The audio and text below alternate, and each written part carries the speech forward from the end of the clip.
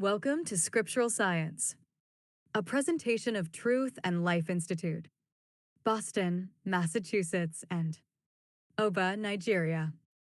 Written and published by Ifeanyi Chukwujima, scriptural scientist and a servant of God. And this presentation's ID is Scriptural Science 0003. God's only purpose for your life is for you to get your relationships right. It does not matter whether you are 7 years old or 70. If you can hear me, you will understand me and put into practice what I am saying here. Take a look at yourself in the mirror. Look closely and see all you have been to each member of your family. Think about the way you have been relating to each of them. If you believe you have pleased God with the way you have been treating them and are proud of what you see, you have lived the life you were created by God to live as an invaluable member of your family. 1 Corinthians 12 verses 12 to 27, and have been the salt you were created by God to be. Matthew 5 verse 13. But if in any of your family relationships you see things you would have done differently to please God, you have not been relating to that member of your family as you were put in your family to, and so have not been the salt you were created by God to be. The family is every human being's training ground for living life correctly. We all came into our respective families as babies with a mind that is blank and full of confusion as to what anything means. Then we watched everyone around us do things, often rattled by some of the noises they make, their violent eruptions and unpredictable behaviors, and the reactions they ignited. What we experienced began to shape us into who we ultimately become. And whatever our family life has put in us, we take to the wider world, where everyone sees us and judges us. Anyone who gets relationships right in their family does well in their relationships in the wider world. And anyone who played favorites in their family will continue in their relationships in the wider world with their biases and prejudice and eventually walk away from being the salt they were created by God to be. The Bible tells us that to live is Christ and to die is gain. This is the truth of every human being's life. God had created every human being to live and move in Christ and have a being in Him. Christ, therefore, is the only thing any human being needs in this life, whether the person knows and believes it or not. It is not a coincidence that Apostle Paul, upon making this proclamation about living being Christ and dying being gain, immediately declared that he preferred to continue to live, so he could continue to benefit all the relationships he had with God's people. The apostle chose to live in order to continue to inspire and help the people in the family of God, whom he was in relationships with, so they could themselves live godly lives and fulfill the purpose of God's creation of each of them. Here is that passage from the Bible. Philippians 1 verses 20 to 26 NV. I eagerly expect and hope that I will in no way be ashamed, but will have sufficient courage so that now as always Christ will be exalted in my body, whether by life or by death. 21 For to me, to live is Christ and to die is gain. 22 If I am to go on living in the body, this will mean fruitful labor for me.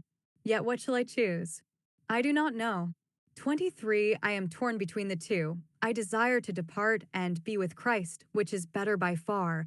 24 But it is more necessary for you that I remain in the body.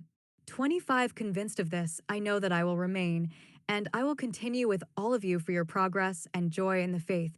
26 So that through my being with you again your boasting in Christ Jesus will abound on account of me.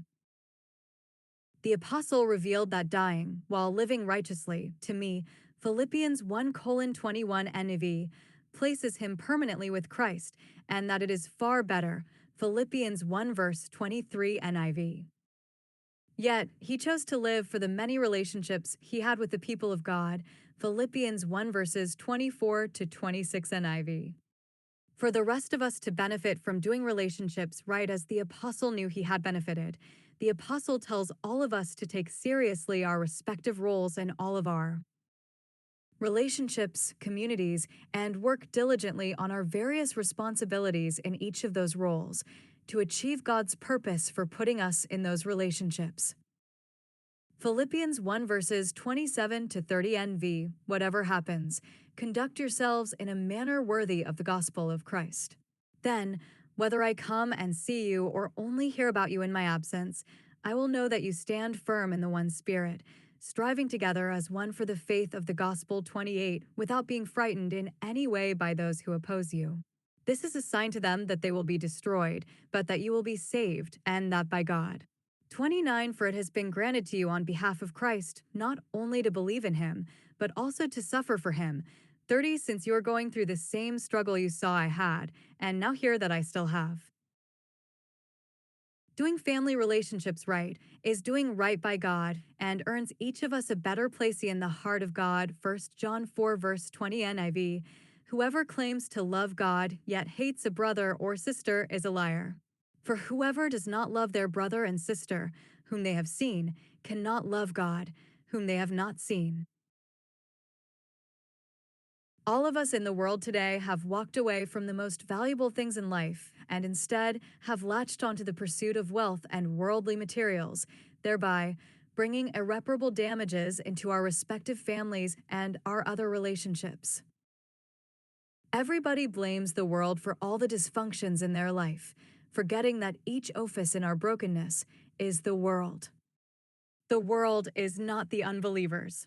The world is brokenness, continuous erosion of godly values from the lives of human beings, believers and unbelievers alike. Through our politics and our laws, we have nationalized brokenness in the world systems, which we have instituted in our various societies and imposed over our collective lives. We have normalized and legalized wickedness in our societies that we no longer see wickedness as wickedness because the laws permit them. Yet, anyone who desires to break free from the world systems can. We must remember that God continues to make babies and bring them into our world. If successful godly living is impossible, God would not continue to bring vulnerable and blameless babies into the world to suffer and die. God continues to bring babies into our world in the hope that we, who believe in him, would turn from our sinning ways and raise the babies in God's righteousness. Is that not the express reason why God made the following proclamation in the Bible? 2 Chronicles 7:14 NIV, if my people, who are called by my name, will humble themselves and pray and seek my face and turn from their wicked ways, then I will hear from heaven, and I will forgive their sin and will heal their land. You may not have realized how low God had set the bar for fixing a people and removing all that was taking away from their lives. God is not waiting for everyone in the family, marriage, society, church, etc., to pray. Seek his face and turn from their wicked ways before God heals the ills that are destroying the family. God is looking for anyone from the afflicted people in any suffering family, community, to step up to the plate, pray, seek his face, and turn from their wicked ways. 2 Chronicles 7:14 NIV.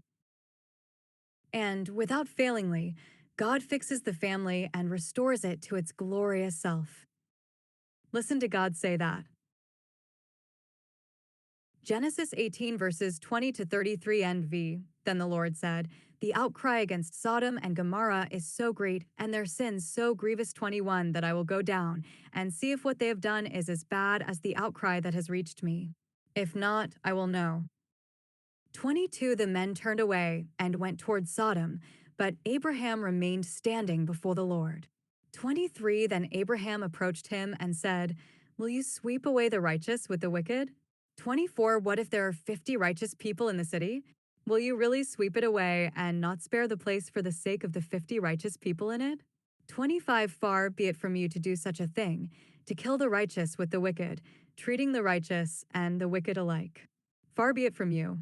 Will not the judge of all the earth do right? 26, the Lord said, if I find 50 righteous people in the city of Sodom, I will spare the whole place for their sake. 27, then Abraham spoke up again. Now that I have been so bold as to speak to the Lord, though I am nothing but dust and ashes. 28, what if the number of the righteous is 5 less than 50? Will you destroy the whole city for lack of 5 people? If I find 45 there, he said, I will not destroy it. 29, once again he spoke to him. What if only 40 are found there? He said, "For the sake of 40, I will not do it." 30 then he said, "May the Lord not be angry, but let me speak. What if only 30 can be found there?" He answered, "I will not do it if I find 30 there."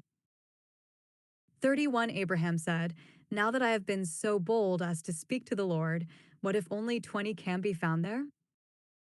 He said, "For the sake of 20, I will not destroy it." 32 then he said, "May the Lord not be angry, but let me speak just once more. What if only 10 can be found there?" He answered, "For the sake of 10, I will not destroy it." 33 When the Lord had finished speaking with Abraham, he left, and Abraham returned home.